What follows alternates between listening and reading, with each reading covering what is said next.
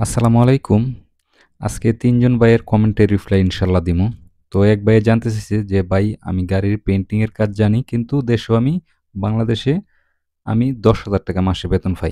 তো এই ভাইয়ের উদ্দেশ্যে আমি বলুম যে, "আপনি যেহেতু পেইন্টিং এর কাজ জানেন, আপনি ইস মানে স্ট্রং ভাবে আপনার সার্টিফিকেটটা তৈরি করেন। ভালো একটা জিমেইল দেন আর একটা সিভি বানান। ঠিক আছে? তো আপনি কোম্পানিতে আসেন। বর্তমানে ফ্রি ভিসার অবস্থা বেশি একটা ভালো না। আপনি ভালো একটা কোম্পানি দেইখা এপ্লাই করেন। ইনশাআল্লাহ আপনি বিদেশে আসলে সাকসেস হইবেন। যেকোনো দেশে যান। আর বিশেষ কইরা বাংলাদেশের প্রতি চাহিদা আছে যেহেতু কম বেতনে রাখতে পারে। কম বেতন বলতে আমাদের লেগা পারফেক্ট। ২৫০০-৩,০০০ রিয়াল পাইবেন আপনি যদি কোম্পানিতে আসেন। আরেকজন ভাই জানতে চাইছে যে আমি খুব ভালো পেইন্টিং এর কাজ জানি কিন্তু আমি সৌদি আরবে আসতে চাই কিন্তু ফ্রি ভিসা আসবো নাকি আমি কোম্পানিতে আসবো? হ্যাঁ ভাই আপনি কোম্পানিতে আসবেন। ফ্রি ভিসার অবস্থা বেশি একটা ভালো না। আপনি যেহেতু দক্ষ কারিগর, আপনার সার্টিফিকেটটা স্ট্রংভাবে তৈরি করেন, ভালো একটা জিমেইল দেন, ভালো একটা নাম্বার দেন, সিভি বানান, আপনি কোম্পানিতে এপ্লাই করেন, ইনশাআল্লাহ আপনি আসতে পারবেন, সাকসেসও হইবেন।